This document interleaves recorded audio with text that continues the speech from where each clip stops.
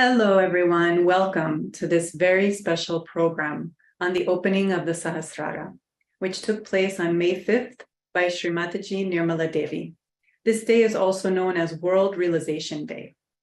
My name is Luisa Upadhyay. I'll be one of your presenters. I'm coming to you from South Florida. I'm a health coach, and I have been practicing Sahaja Yoga Meditation for a number of years.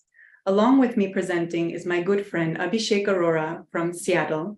Abhishek, could you please say a few words about yourself? Yeah, thank you for having me. Really nice to be on this program again. I've been part of this program in the past, doing some music. So my name is Abhishek. I live in Seattle. I work for Amazon, work in the software industry, and have been meditating for many years. And today I'll be doing a guided meditation with some music and some of the Sanskrit mantras that we've learned in the past. So looking forward to going deeper into meditation with all of you today. Thank you, Abhishek. So now let's get ready to watch a short video, which is narrated by Dave Dunphy, also a practitioner in South Florida, on the significance of the opening of the Sahasrara.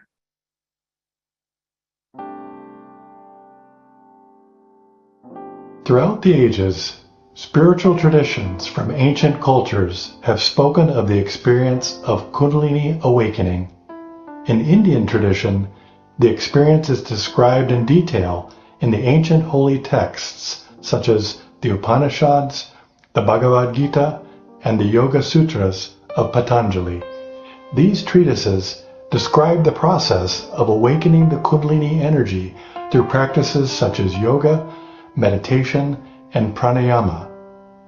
In the Chinese Taoist tradition, Kundalini awakening is referred to as the awakening of the spirit fire. Taoist practices such as Qigong and Nigong involve the cultivation and circulation of the energy throughout the body to achieve spiritual awakening and transformation. Even the Christian mystics speak of the process of Kundalini awakening, though by different terminology. They describe the experience of the awakening of the Holy Spirit and its manifestations as tongues of flames over the heads of the apostles during the Pentecost. This experience has also been described by great saints of the past, though the means to achieving it and attaining the state of self-realization was never fully explained. The Indian Vedic scholar Adi Shankaracharya in the 7th and 8th century AD wrote explicitly about the awakening of Kundalini in his treatise Saundarya Lahari. The Maharashtrian saint Gyaneshwara in 1275 AD described Kundalini in the 5th chapter of his famous book Gyaneshwari. In the Tao Te Ching, Lao Tzu described Kundalini as the spirit of the valley and said that the spirit of the valley never dies. In the ancient tradition, the experience of the awakening of Kundalini was granted by one guru to one disciple, but only after many trials and tests, called as tapasya in Sanskrit, to prove one worthy. At the end of a lifetime of practice, perhaps enabling the opening of one or two chakras, there was no guarantee that the disciple would attain the state of self-realization, where the Kundalini emanates from the crown of the head, connecting the individual to the all-pervading power that sustains and integrates all living things. It was not until the modern times that this all changed forever, through the efforts of a singular spiritual leader. In 1970, on a beach in western India, in the village of Nargol, Shri Mataji Nirmala Devi made the most significant spiritual breakthrough in the history of human spirituality by opening the Sahasrara chakra at the macrocosmic level, making en masse self-realization possible for humanity. Unlike any before or after her, Shri Mataji was able to awaken in literally thousands of people at once the dormant spiritual energy known in Sanskrit as Kundalini in the sacrum bone at the base of the spine. When awakened, it rises through vital energy centers along the spinal cord called chakras. As the Kundalini passes through the fontanelle area, called as the Sahasrara chakra, we can feel a cool breeze above our heads and in the palm of our hands as we enter a state of thoughtless awareness, peace, and oneness known as self-realization. Following the opening of the Sahasrara in 1970, Shri Mataji ceaselessly traveled the world, visiting over 90 countries, granting the experience of self-realization free of cost to all who desired it. She afforded humanity the ability to experience the connection to their true selves and to begin a collective transformation of human consciousness in which people everywhere can become spiritually aware and aligned with their higher selves. She established the foundation for global transformation, which will ultimately lead to a more peaceful, harmonious, and enlightened world. As soon as Sahasrara was opened, the whole atmosphere was filled with tremendous Chaitanya, and there was tremendous light in the sky. And the whole thing came on this earth as if a torrential rain or a waterfall with such a tremendous force, as if I was unaware, got stupefied.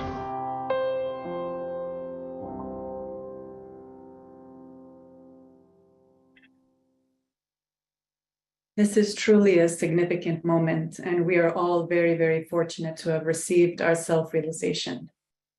So with this feeling of gratitude, let's go on to our meditation and foot soak. Let's sit comfortably where we are. First, with our feet flat on the Mother Earth and our hands open on our lap, palms upward. Before we put our feet in the water, let's just take a moment, close our eyes, and allow our attention to come inside, onto our Kundalini at the base of our spine.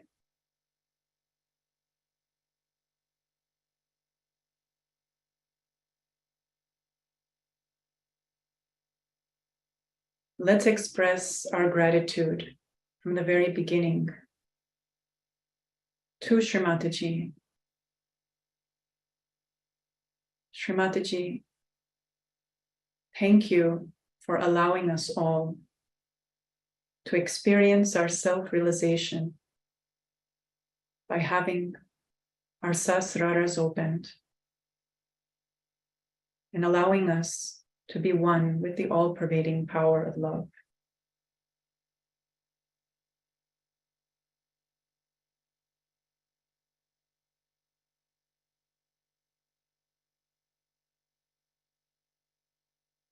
We can go ahead and raise our Kundalini and put ourselves in a bandhan.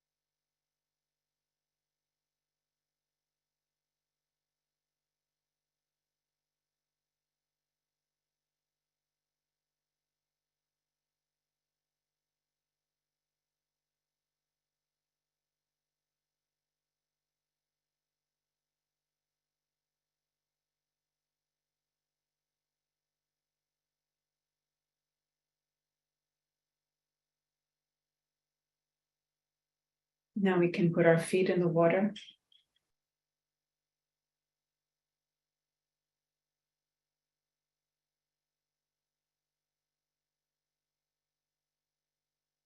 Let's take a few deep breaths, relaxing our body. Shri Mataji has made this process effortless for us.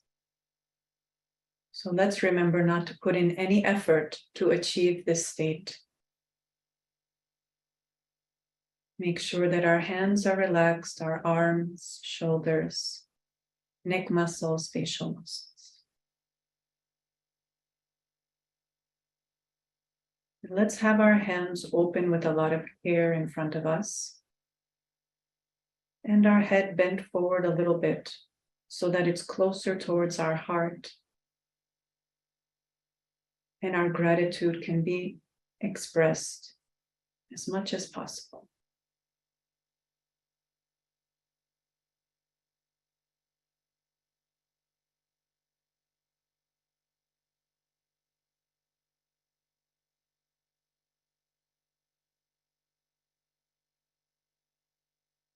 Let's allow our attention to come to the Sahasrara. Just rest it there.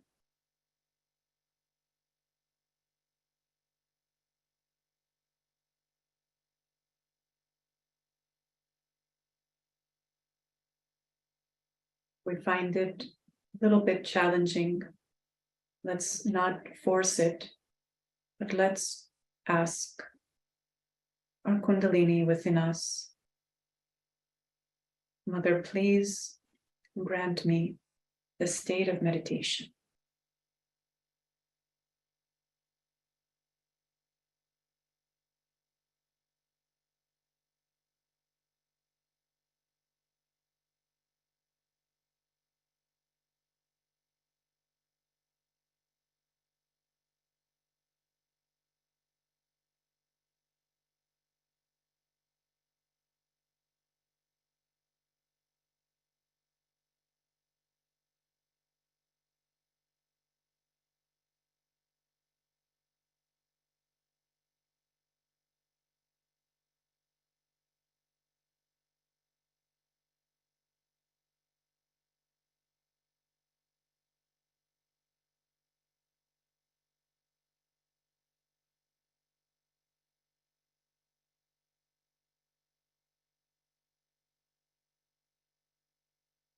Again, let's be sure that we're relaxing our attention. We're not putting in any effort.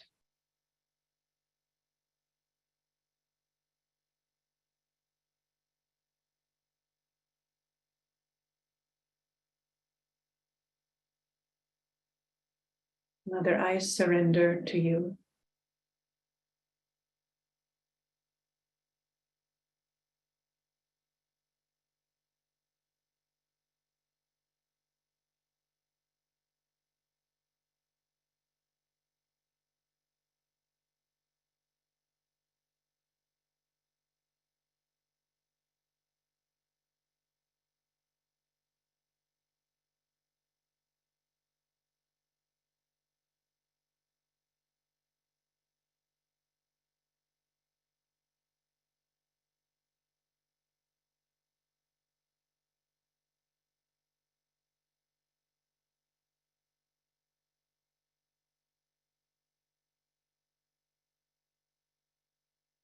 Again, let's humble down inside. And remember that we can't put ourselves in meditation. It's only by the grace of Shri Mataji's love that this Kundalini can rise and connect us to our true self.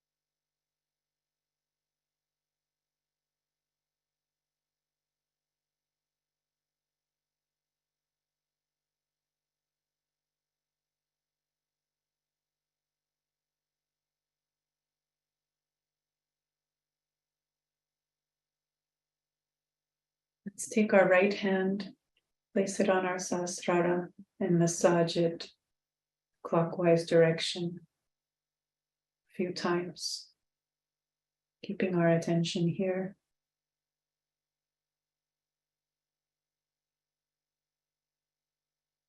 And really just allowing ourselves to melt into the silence.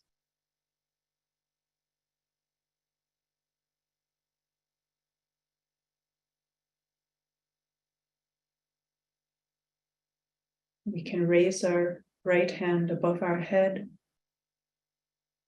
and see if we can feel the Kundalini on our Sahasrara.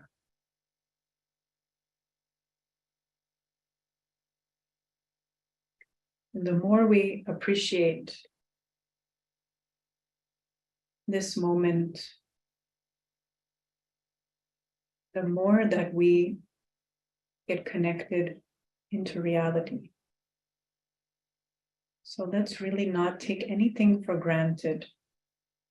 Even though we've all been meditating for a while, each time is really a new experience.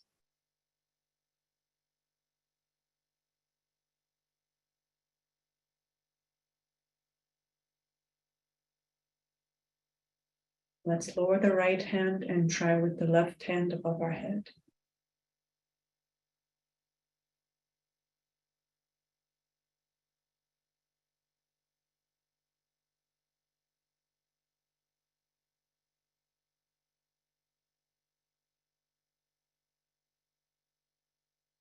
And bring that hand down.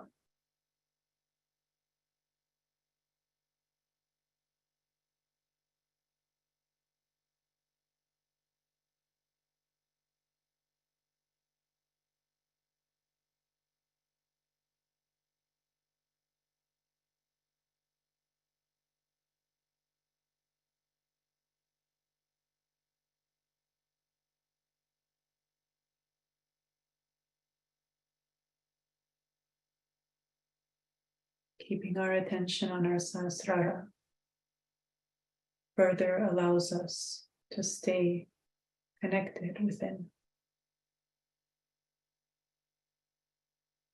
So let's make sure that our connection is strong. Nothing else is important except our connection.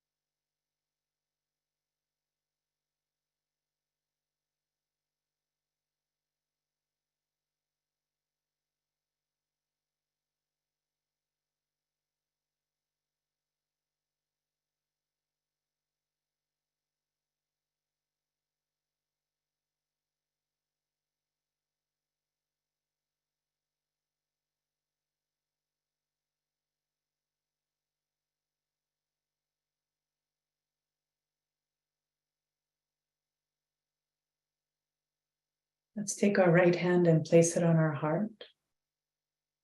Again, let's bend our head forward so that we're focusing on our heart. And express our heartfelt thanks in whatever language comes best from our hearts. Mother, thank you so much for once again considering me to be worthy of your love.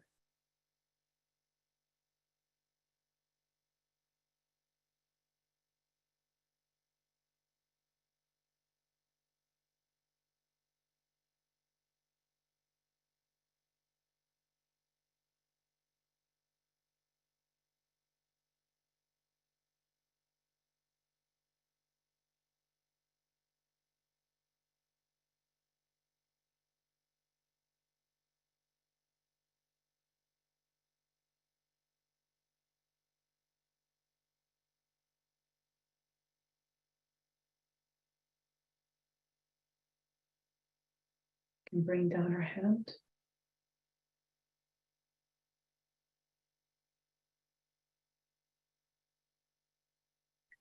And with our attention on our Sahasrara, let's go ahead and open our eyes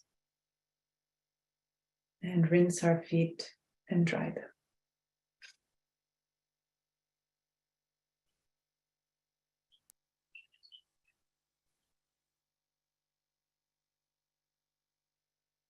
Now, once we're done with that, we're going to watch a very beautiful video, short video, where Shri Mataji is going to be talking about the significance of the opening of the Sahasrara from start to finish. So let's enjoy that video. The last chakra is the Sahasrara with 1000 petals, is the brain. So also in the 12th century, Jnaneshwara was in the 12th century. He talked about it and he said about it in his book Everything. Because it was a kind of a style that a guru should have only one disciple, who should give to one disciple realization, not to many. I don't know why, what made them such a law or a rule. And then it started in the 12th century, there were many saints who sang the praise of realization. And all of them thought that these rituals are no good, so they discarded rituals and this. But what was the thing that had to happen? Nobody knew.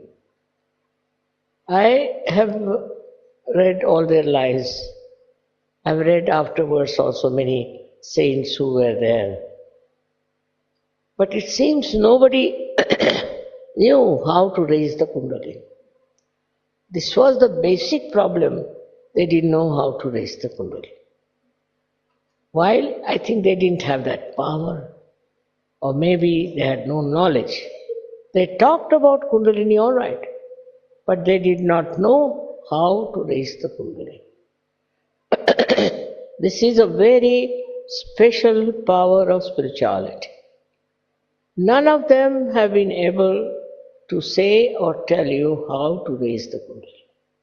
Now you all have got this power, which is such a rare thing. All of you have got it. We have been built on the 6 chakras. The 7th had to be opened out, and that was to be done.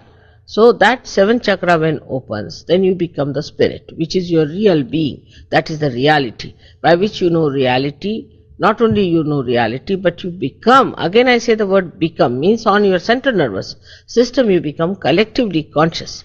And by that, all the qualities that are described of a very benevolent personality just comes into you automatically. If you touch somebody, that person gets cured. You go into some house, that becomes auspicious. You try anything, you are successful. You become so dynamic. All your health improves and you try to feel the joy of life.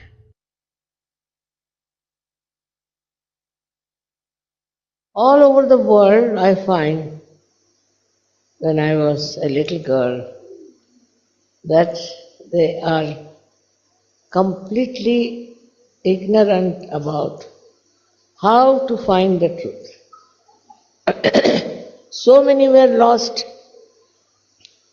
in all kinds of so-called religions and rituals. All kinds of rituals they used to do.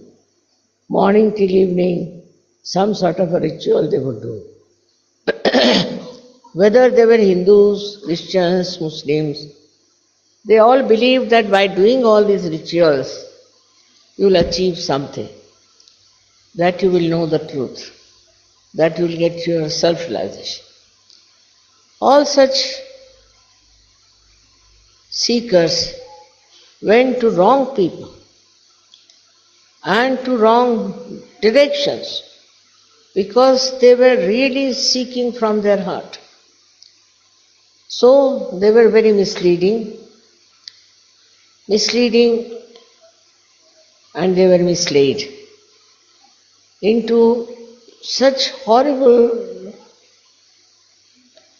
black areas that they did not know what they were seeking, what they are supposed to seek, what they have to have.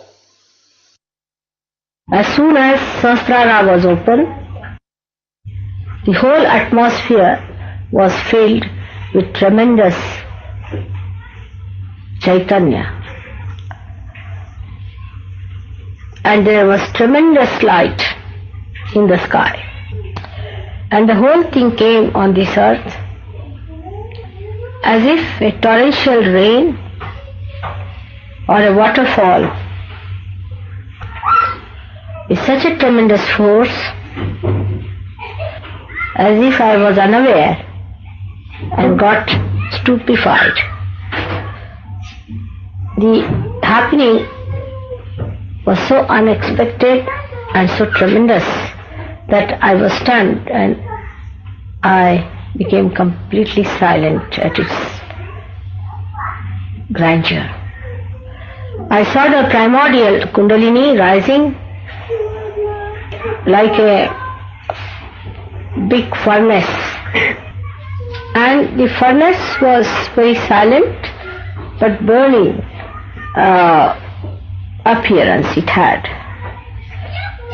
as if you heat up some metal and it has many colors. In the same way, the Kundalini showed up like a huge furnace, of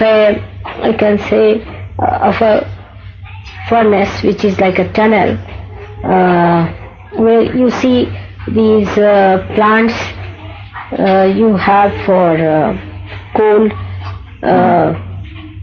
burning to create electricity. And it stretched like a telescope, one after another came out, like that. And the deities came and sat on their seats, on their golden seats. And then they lifted the whole of the head like a big dome and opened it. And then this torrential rain completely drenched me. And I started seeing all that and got lost into the joy. It was like an artist seeing its own creation fulfilled. I felt the joy of great fulfillment.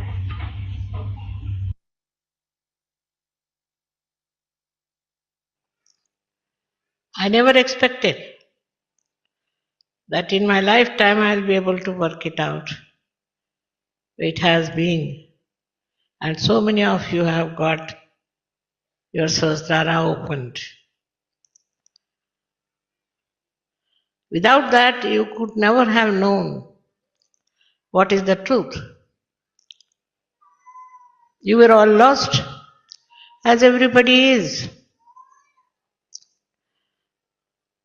First of all, Sahasrara is the only way we can perceive, understand, and know the reality. You have come to know as to what is the reality. And you are enjoying that state where you know what is the reality.